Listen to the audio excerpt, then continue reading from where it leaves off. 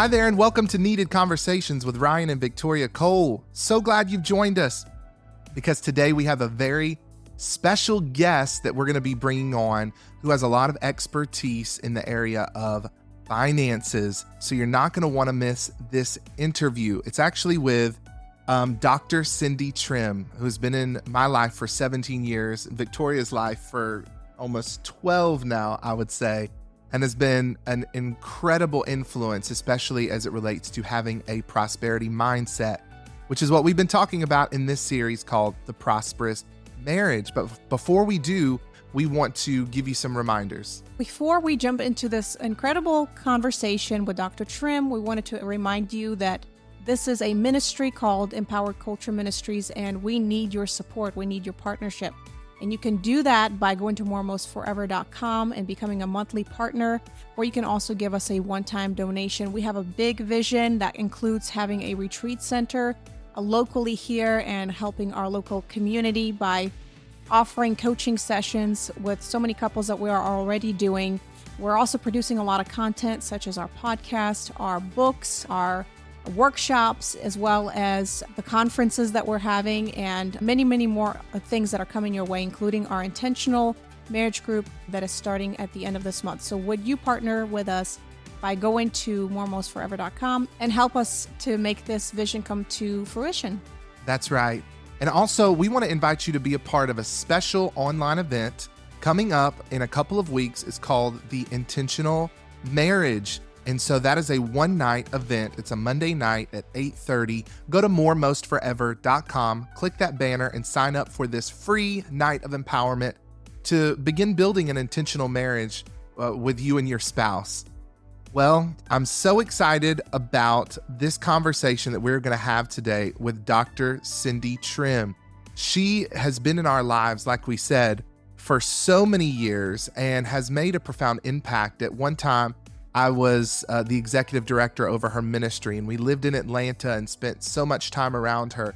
And one of the areas where we were mostly impacted was her wisdom regarding finances. She is a wealth creating machine. Like, she is anointed for wealth creation. Dr. Trimm is a sought after empowerment specialist. She's a revolutionary thinker and a transformational leader. She's earned a distinguished reputation as a catalyst for change and a voice of hope to the nations. And that's everything from being a senator in Bermuda, she was born and raised there, to becoming a best-selling author, selling millions of books, investing in everything from real estate to movie productions. She has a lot of wisdom as it relates to finances. She is a bestseller of books like Commanding Your Morning, Prevail, the 40-Day Soul Fast, which we often recommend for couples. But we are going to bring her into the podcast right now for a needed conversation on money. Let's welcome Dr. Trimm. Well, hello there, Dr. Trimm. Welcome to our podcast, Needed Conversation. We're so Hey excited to there. have you. Thank you so much, both to you and Victoria, for having me. How have you been? On top of the world, still rising. I Without know. exaggeration, this is a season where it's work intensive, but it's very rewarding. Yeah. That's good. Well, we are headed into the end of the year, and we're so excited to be seeing you face to face very soon. Yes. You're having End Your Year Strong, is that correct? Yep, December 14th to the 16th. It's going to be exciting. I've talked to a lot of the presenters. They're really, really excited as well, but I'm excited. I just think that it's going to be a destiny altering summit with the speakers and with the topic of resurgence. It's really exciting for me. I wanted to bring that up at the top because I believe End Your Year Strong is so unique as an event because you can go to End Your Year Strong and get that spiritual empowerment that you're looking for. But at the same time, you're going to get real world strategies, industry specific strategies, wealth creation strategies, really. So many business people that people might not know are spirit filled believers come Mhm. to End Your Year Strong to receive, some to provide their insights. And I think that flows right into our conversation that we've been having over the last 6 weeks, We've been in a series called The Prosperous Marriage, and we've been discussing with married couples about everything related to marriage and money. And the goal of this series has been to help couples develop a prosperity mindset, to get on the same page with their money goals, and to activate wealth creation strategies from the Bible. And we've known you now, if you can believe it, for 17 plus years. I was Well, really only 17 when I met you. Yeah, yeah. You were one of the youngest in the class. And so Yes. I think you're ahead of yourself. And, thinking about what my assignment is for next year, God specifically said, okay, this year, 2024, you're going to empower those that are born to change the world. And I think that both you and your wife have been born to change the world. And this needed conversation around marriage in particular, because it's a topic that we don't hear a lot of. It's a conversation that we don't hear a lot of, but yet there are so many couples that are struggling in silence Mm, and they're ashamed about it. They don't know where to go, where to turn, who to listen to. And, it takes a lot of courage to realize that marriage was the first institution, marriage and family, the first institution that was established by God. So before there was church, before there was government, there was marriage and family. And I think that what you and your wife are doing is going to change the world, because right now family is being redefined, individuality is being redefined, yes. but there is this institution that no matter how we redefine what it means to be human, or even in terms of gender, yet everyone is still wanting to be in this amazing institution that we call marriage. mm, And it says something. I mean, I think if we could topple over government, we would. And if we would say that educational system is broken, it is. If we can say the family is broken, it is. But yet, if it's so broken, why would we be clamoring to get into this institution if it has no value, if it has no significance for the modern man? So that's, a big question that we have to answer. And I think it's because it was created by God. It's a God idea. It's not a man's idea. It's a God. mhm. And anytime you have a God idea, you have sustainability and you have continuity. And as long as we have human beings, we're going to want to connect, and then we're going to make that legal and legitimate. And the way that you make it legal and legitimate is through marriage. Yes. We often say that, yes, marriage was the first institution that God created, and it's the most important because God took the blueprints of the marriage and created the church. So Mhm. it's prophetic in nature. And apart from this collaboration of maleness and femaleness in the covenant of marriage, we are unable to fulfill the dominion mandate, right? Mhm. Mhm. And out of all the years that we've known you, one of the resounding messages that you have preached with such clarity is that on prosperity and wealth. And Yeah. that's really why we wanted to bring you on right in the midst of this conversation, because we believe there's multiplied power when you can get a husband and wife on the Mm. same page about their money. In fact, statistics show you that married couples make more and have more upward financial mobility than that of single couples. And even interestingly enough, couples who live together unmarried. So, what is the Mhm. difference? It's the Mhm. power of the covenant that goes all the Mhm. way back to the book of Genesis. And Mhm. even as a single woman at the time, you were able to counsel us as well Yeah. when we first got married. And now you're a married woman too. Yes. Now I'm married. I think, the whole idea of covenants and contracts. This is not a contract, because, when I look at a contract, some contracts can be broken, but covenant is stronger. Mm, It's a commitment that you make based on personal integrity. So you look at the covenant that God has made with us, it is based on his integrity. You could trust his word. This is what I'm going to do. And this is what I'm going to do for you and with you. And if we could transfer that level of commitment based on our own personal integrity, and it means that you have to be transparent, you have to be vulnerable. It's a lot of vulnerability. And you have to trust yourself in the hands of someone else to journey with you, to be there. It's a covenant of vulnerability. It's a covenant of intimacy. It's a covenant of trust. It's a covenant of accountability. It's a covenant of love. It's a covenant of affirmation.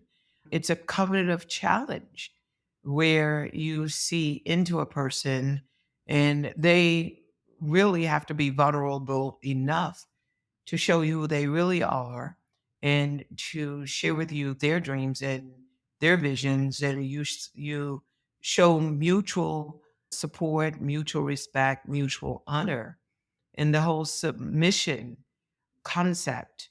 You're submitting, but you're submitting to love.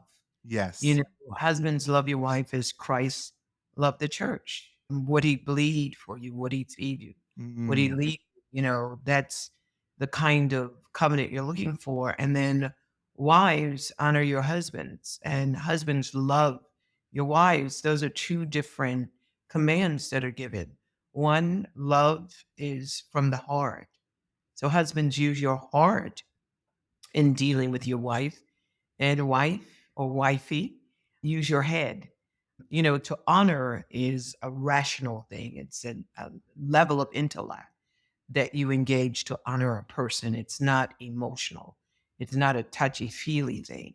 So, wife, if you're dealing with your husband, use your mind and connect with him at that level mm. and not at the emotional level. But husbands, don't use your head. Use your heart. Use your compassion. Be touchy feely with your wife. And that's two levels of affirmation. Affirming a person simply means that you acknowledge their worth based on their difference when you affirm. Mm. It's not based on what's alike, but what's different. Affirm the differences. I think we look for what is similar and Mhm. try to connect at that level rather than connecting at the level of differences.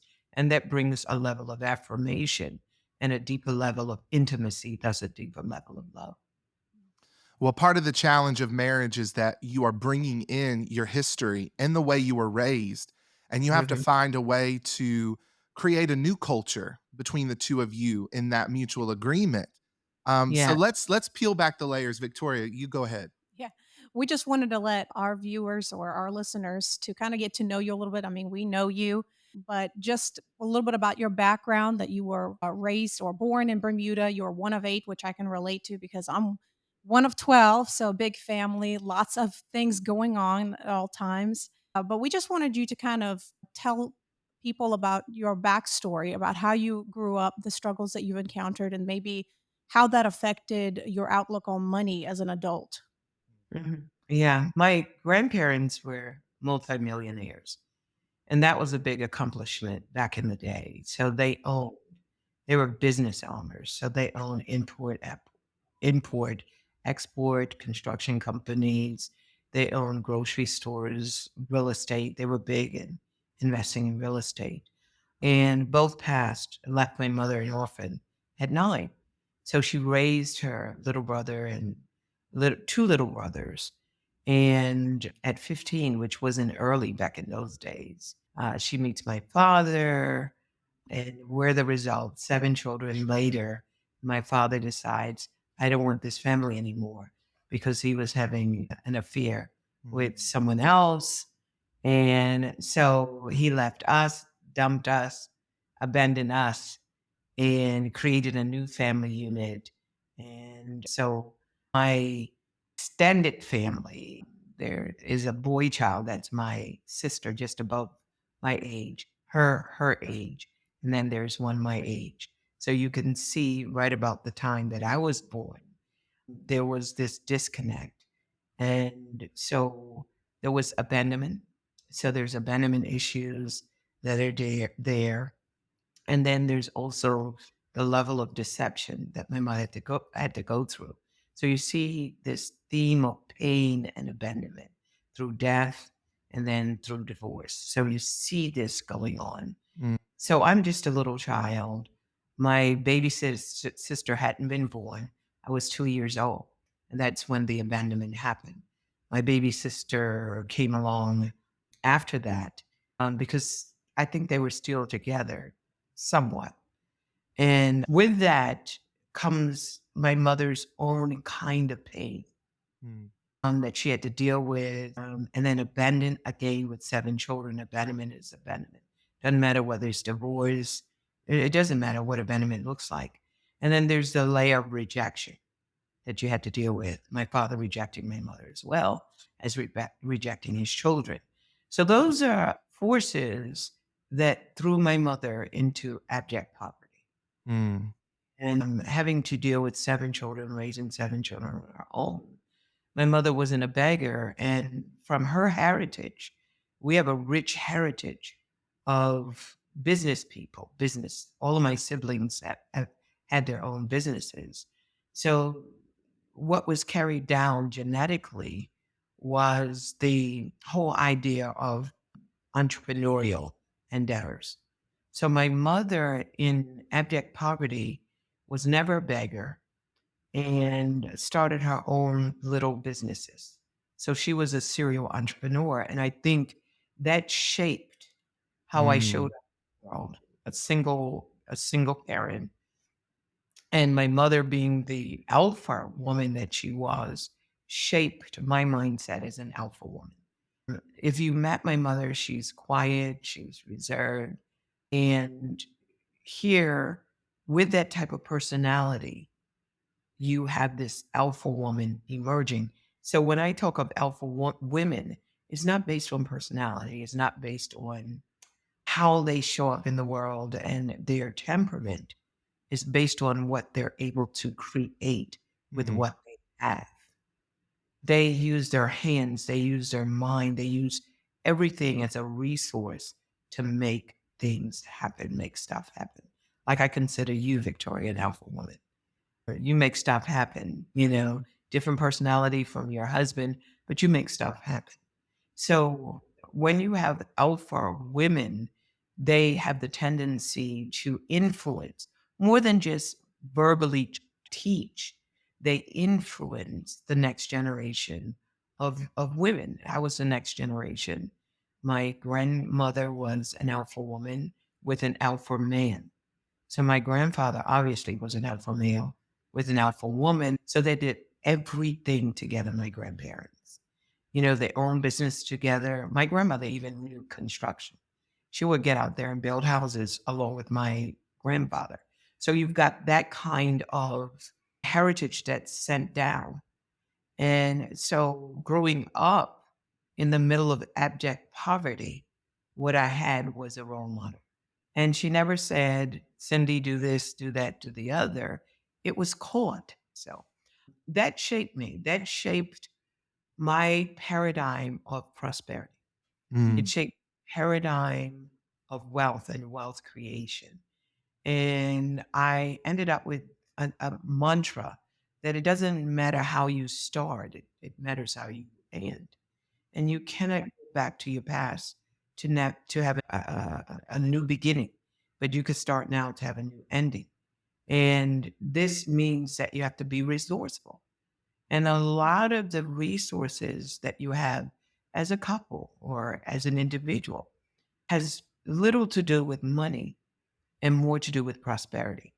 Prosperity mm, is having enough divine enablement to overcome an obstacle so that when you overcome the obstacle, you come out better than what you go in. mm, Mhm. My mother did a great job with us because she taught us how to think. So mm, I bring to the table is thought leadership. I know how to think. I know how to think out of any challenge. So I believe growing up to bring this back home, how I am in my marriage absolutely, hands down, was shaped by my mother. Mm. And how I show up as a woman and how I show up as a wife was shaped by my mother. You know, you've said so much in all of that. There's several paths we could take, but let's start with the idea of having a prosperity mindset because you have a unique story in that your family, you came from money technically, but yet your mother was thrust into the situation where she became sort of impoverished or she struggled financially, but yet she did not have the poverty mindset that would keep her in that situation. She passed on values to her children that enabled you as a woman now to prosper. And that's what we've been talking about is prosperity isn't just about the money in a bank account, but it's about your mindset. And really, as Paul said, prospering in your soul. And from that, it flows all of these opportunities to create wealth and obviously financial income as well. When you talk about prosperity, I've heard you say a few statements that I want you to unpack for us. I call them Dr. Trimmisms, or they're just infamous statements. Two of them are money actually grows on trees, right? Yeah. The Yeah. second statement is money doesn't rule the world, thoughts and ideas do. Pairing Okay. those two trim isms together, I want you to unpack that. What do those ideas mean in this context of prosperity? Yeah. Mindsets. I mean, the neurological pathways that are created based on thoughts, they actually look like trees. So all of the neural Mhm. connections, they spin off and they look like trees. And I had the idea looking at a picture. Hey, money does grow on trees. Physically, it grows on trees because it's made out of paper. And Right. paper is made out of trees.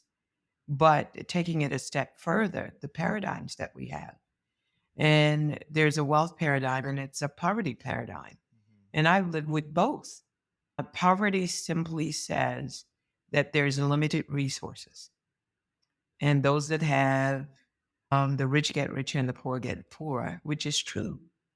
But it's poverty is about how you think about the world, how you think about yourself in the world, how do you think about abundance. You're either going to have limitations and lids that you put on yourself, or the worst part of poverty is thinking that someone else outside of you is obligated to make your life better.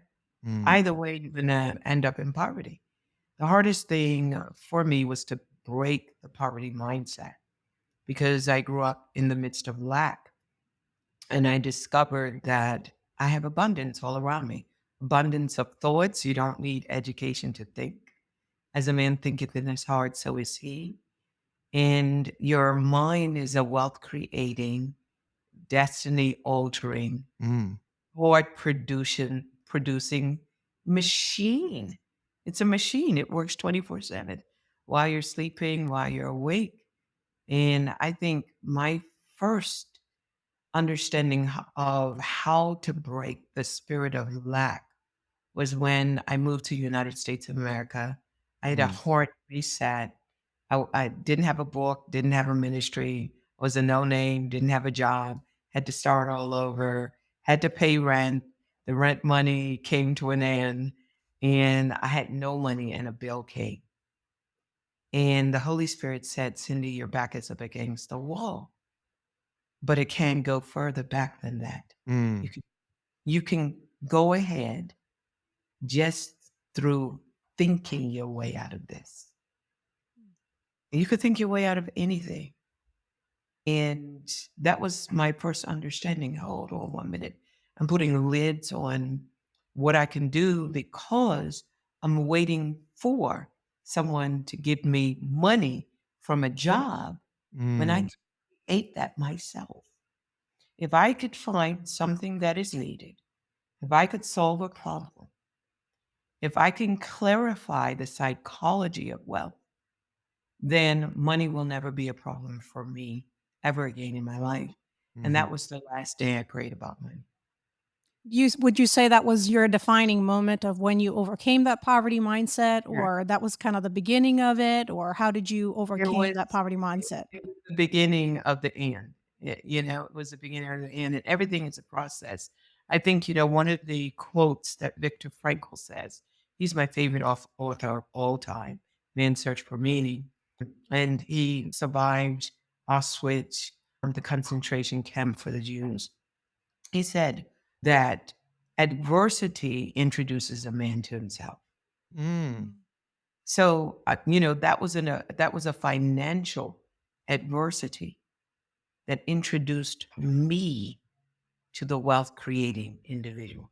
Mm, That it wasn't based on a degree, it wasn't based on a good job, it wasn't based on a title or a profession. It was based on how I saw myself. And if God could create this world that we're living in with all of its abundance because of a crisis, because of a problem, then my crisis and my problem is just an introduction to hidden potential within. So I don't need to be afraid about my current sets of circumstances. I can, with God's help and with creating the ideas that He has for me, connecting with God and knowing that He does have a solution and it is going to come to me in ideas form. And it's what I do with those ideas. I can let them just fly over my head, or I could just take those ideas seriously and say, mm, okay, this is God's idea, and let me work at producing the idea that He's given me.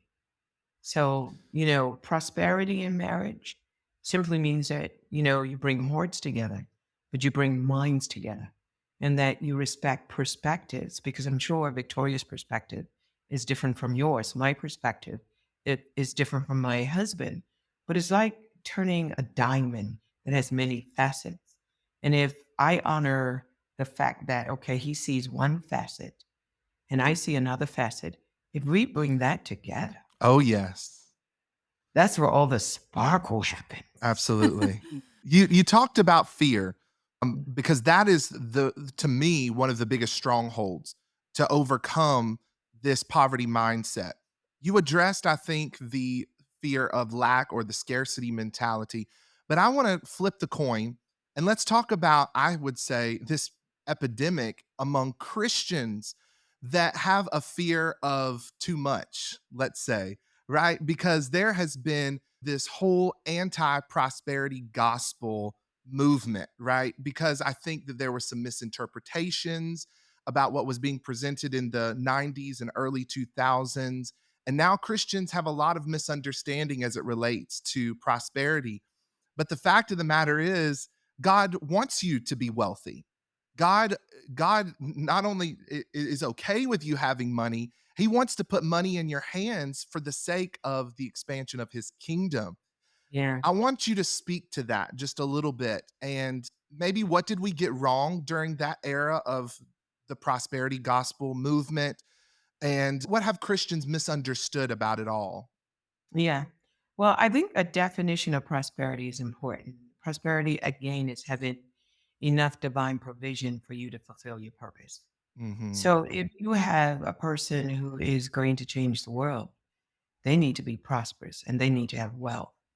I think we resent it because we really want it, but we don't have enough courage to say, I want to be prosperous as well. That's And I so want to be good. well. You could do more for the world. As harsh as this statement may seem, I'm saying it with a lot of compassion because I have been on the end of being a recipient, a beneficiary of a couple who had enough resources to help the poor in my neighborhood. Mm. And had it not been for the Benjamins, with their prosperity, with their wealth, we would have gone to bed many, many nights without food, Were Christmas. their name the Benjamins? Yeah. And they had the Benjamins. And they had the Benjamins. Wow. So think about this, and I say it with all sensitivity. The best thing to do for the poor is not to be one of them. Mm, mm. And at first, when I read that, I said, that's so insensitive, but I understand what the statement meant because I was on the end of being a recipient. Prosperity, I think, if people fight it, is because they resent those that have it. Mm, But if you had it, you wouldn't be as resentful. Because if your purpose is big, you need money.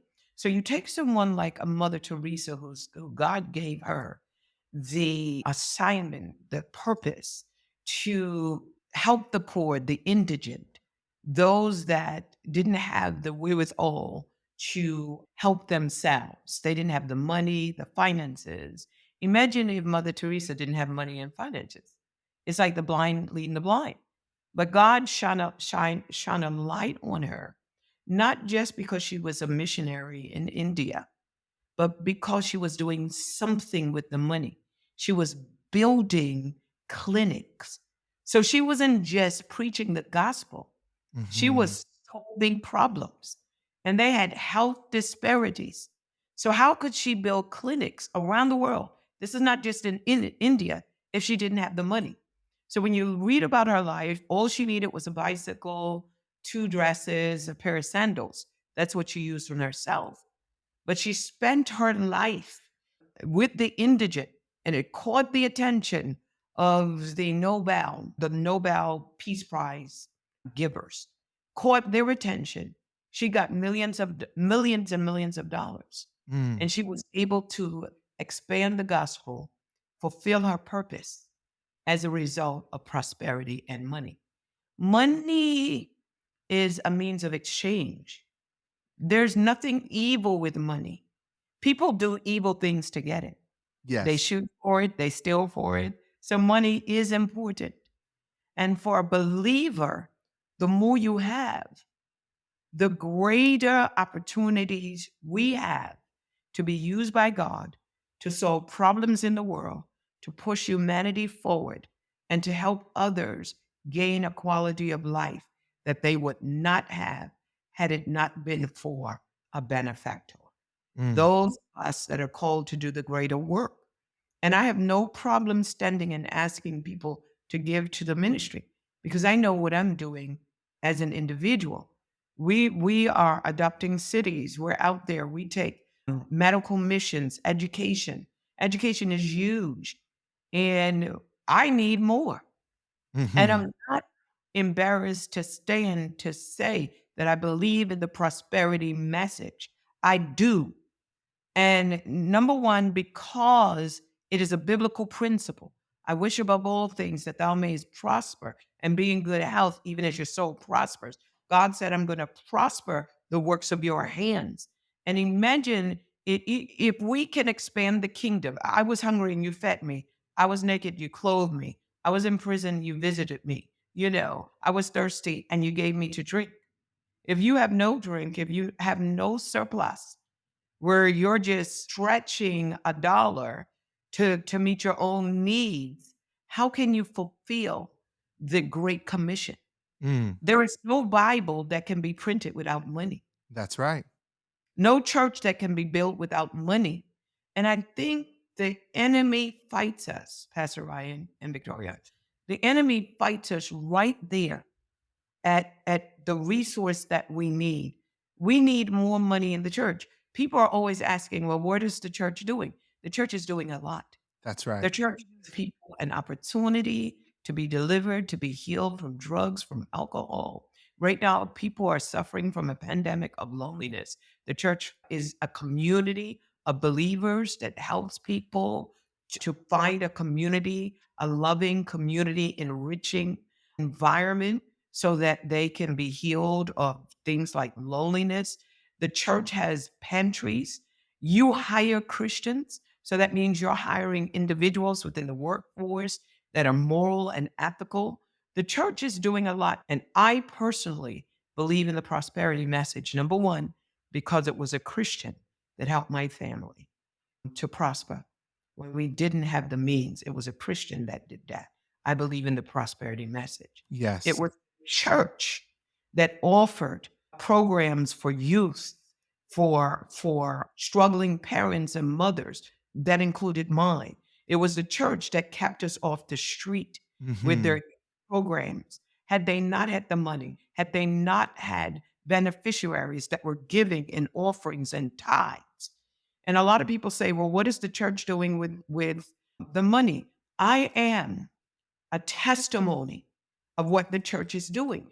And we should not fight it because when you go out shopping, what does Walmart want? What does Louis Vuitton want? What does Publix want? What do they want? They want the same thing that we want. And their bottom line may be attached to their budget, but our bottom line is attached to the people that we save and we salvage. So the bottom line's a difference, but the resources is the same. We need money to promote the gospel. And the church is doing a lot.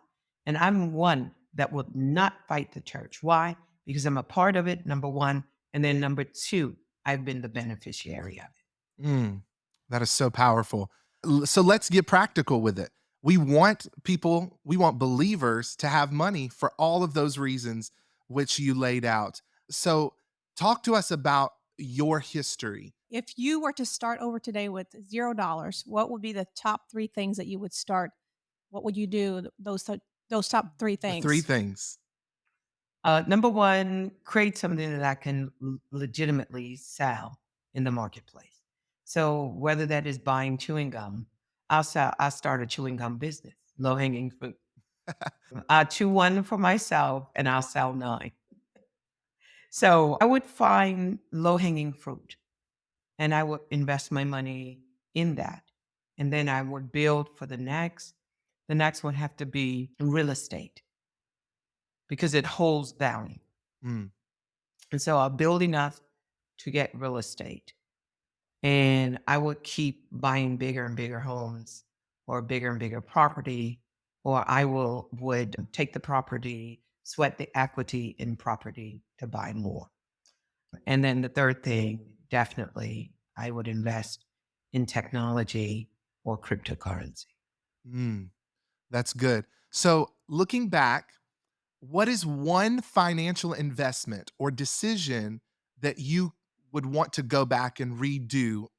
And let me preface this by saying, was there a particular investment that you considered investing in and you didn't, and it turned out to be a big financial like success and you wish you would have done it? Mhm. Yeah, I could think about several. I mean, emerging technology. I had an opportunity to invest in it, and then I looked at it and it exploded. So that was one. My regret would be to invest in designer, to Mm, take my money and buy. I didn't buy designer until after 50. So I wasn't young with designer.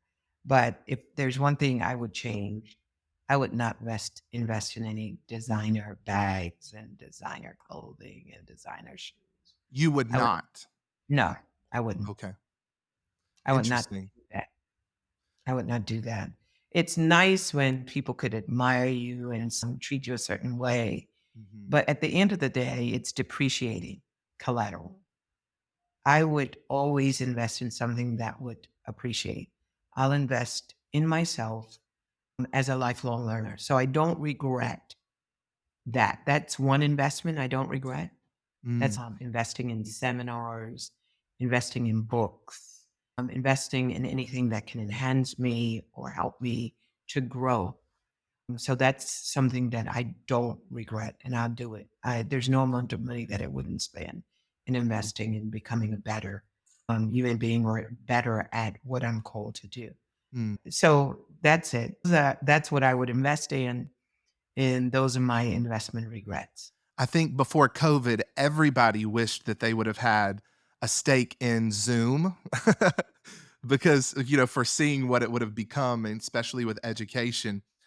Looking at the place that we're in now, many would say that we are in sort of a silent depression or a Mhm. recession, that people, even the government, doesn't want to admit that there is financial challenges that the average person, specifically in America, I'm speaking from that context, is facing those financial challenges.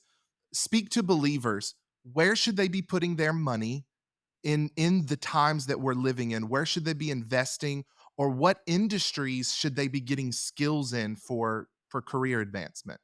Yeah, great question. Here's my observation. We've always had economic struggles. You go back in history, there's always an economic turn down, there's always bull, there's always bear. I mean, I think just the sound bite alone is meant to create fear in Right. people. We live in a very wealthy, there's no lack in this world. And money is the lowest on the totem pole of acquisition. Yes. Right now, it's all about transactional relationships. So if you have a network, you don't need money if you've got a solid network. You can Mm. exchange information, you can exchange services. I mean, it's not just about money. Some of the happiest people are in the Amazon forest, and they're happy and they're satisfied. I think we become dissatisfied when we compare our lives with others, when we listen to all the, I want to use the word crap, but that's probably the wrong word. But all the conspiracy theories and everything that is on news media, it's meant to do what it's meant to do. That's create fear so that people are disconnected from what they have on the inside, what God has given them on the inside. No one who is wealthy has ever relied on government. So that's Mm. a lie. United States of America is still the best country in the world because it's a country of opportunities. Government is there for our government, life, liberty, and the pursuit of happiness. So creating an environment that's there. I think people fail and people struggle when they make government God. Right. That's They're good. making God their government, and we have an alternative government, an alternative system called the Kingdom of Heaven. And if we live by the principles of the Kingdom of Heaven, those principles are encoded by the greatest coder of all times, and that's God. Yes. And there is an algorithm, there's a spiritual algorithm. If you are obedient, you shall eat up the good of the land. If you hearken unto my word and obey, these blessings shall come upon you and overtake you. You're going to be blessed in the city, blessed in the field. So maintaining your Christian core values, trusting the word of God, knowing that he's going to lead you to your wealthy place, having God define what is wealthy for you. What Mm. was wealth for my mother living in poverty was her children.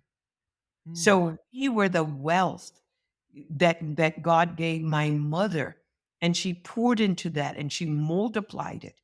And she produced me as a world leader, as a world thinker. She produced me. You would never know my mother, but she was wealthy. God gave her children, that she can pour into, gave her a reason to live, broke, her depression because she had something to live for every day. My mother was contributing to the economy, raising healthy, successful citizens of the world who is contributing to pushing humanity forward, contributing to the health of communities.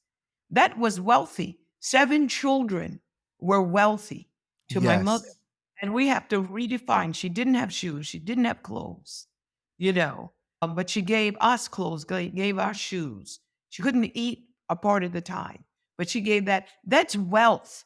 Wealth is health. Wealth is happiness. If you got health, you are wealthy. If you got happiness, you are wealthy. If you have a sense of purpose, you are wealthy. Mm.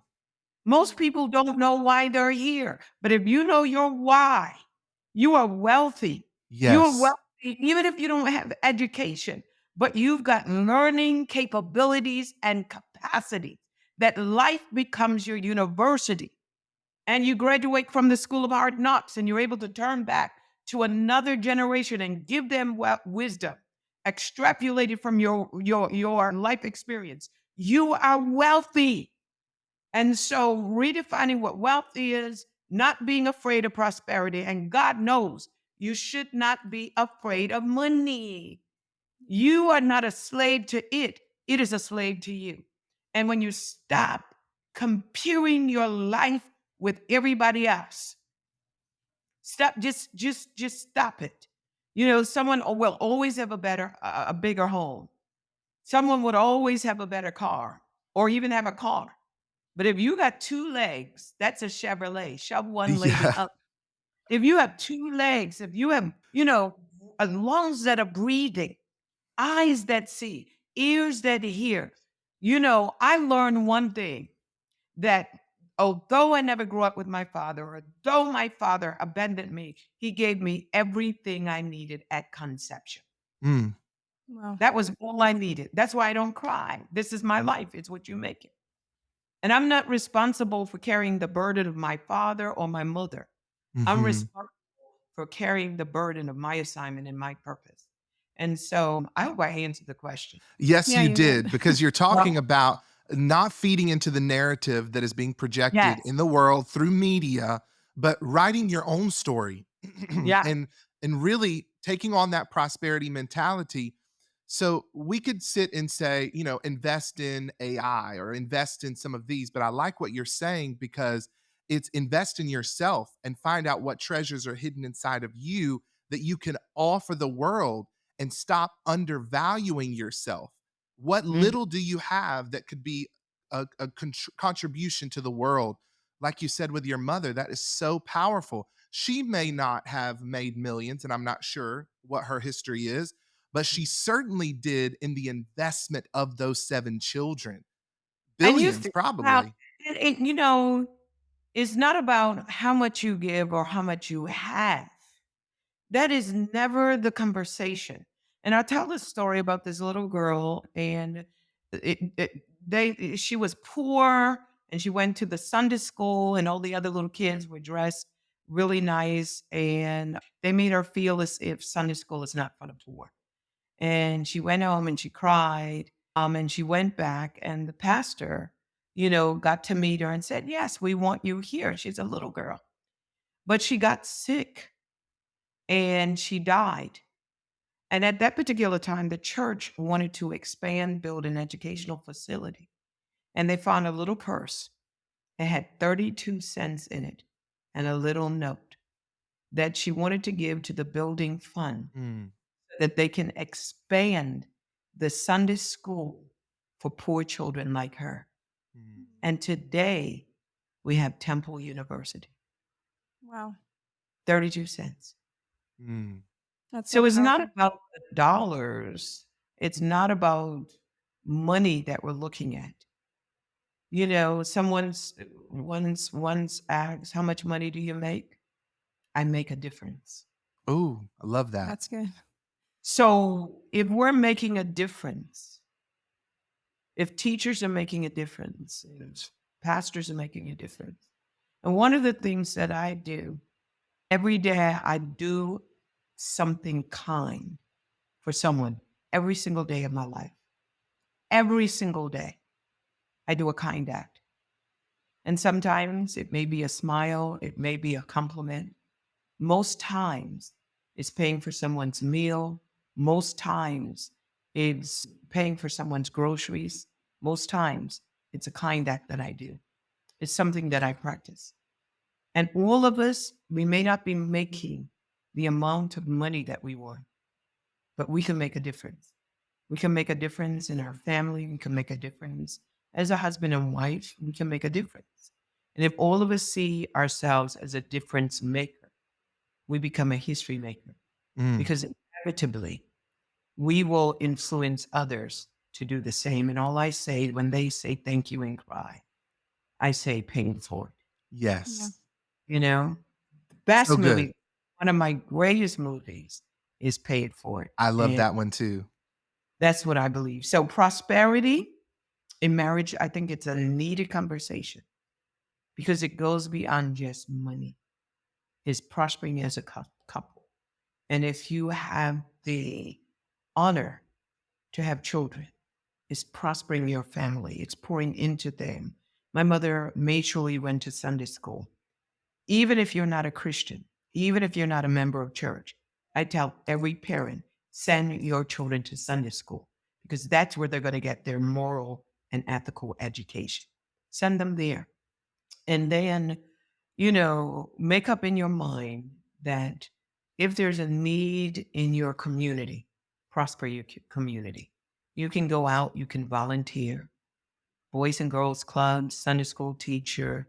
You can help the elderly that are single to maybe fix a window. If you have a friend that's a carpenter, to go in and help someone with maybe a door that needs to be fixed, or a room that needs to be painted, or a roof that needs to be repaired. And if we can do that, we will have a prosperous family, a prosperous community, a prosperous state, a prosperous nation, and then we'll have a prosperous world. So I for love that. me, prosperity is all about what you do from your heart. Mm. It's what you do with your hands.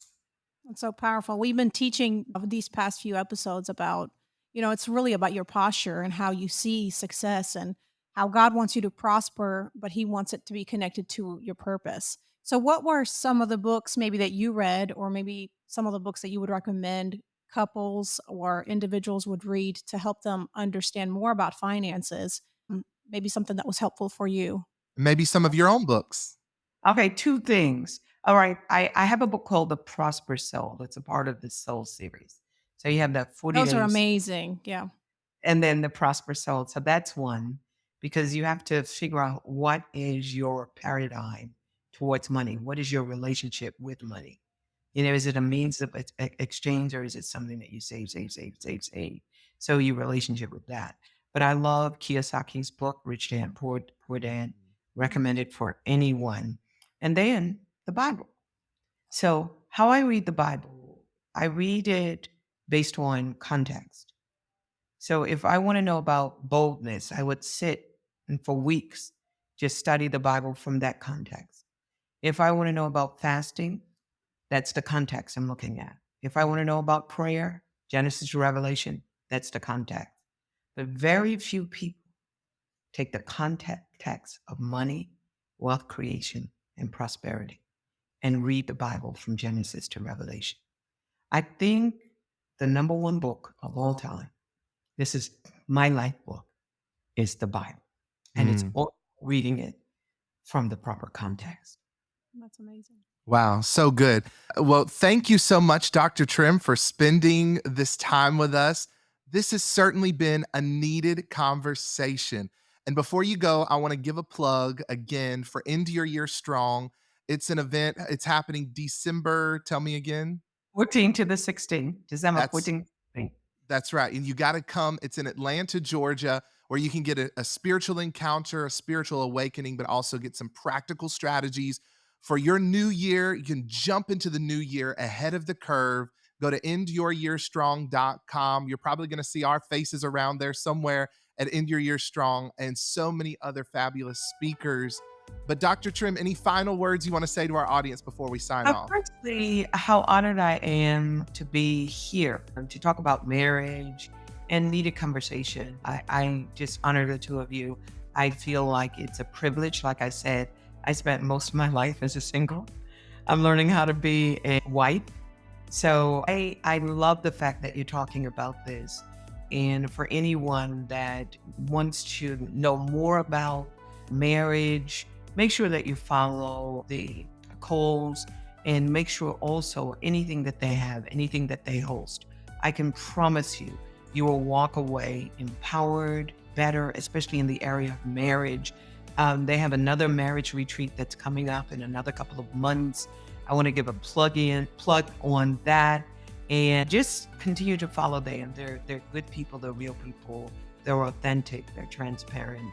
I can't say enough about them. And again, it's been an honor to be with you. Yes. And anytime you want me, if you trust. That's right. So My if answer is yes. if you are a partner with our ministry and you're a married couple, we have something called the Intentional Marriage Group. And it's a community that is offline, and we meet once a month and we bring in special guests. And maybe, Dr. Trimm, you can join us in one of those exclusive gatherings. I would love to. I would love to. I would love to. That would be fantastic. Well, until next time, this has been Needed Conversations with Ryan Victoria Cole. Thank you so much for joining us.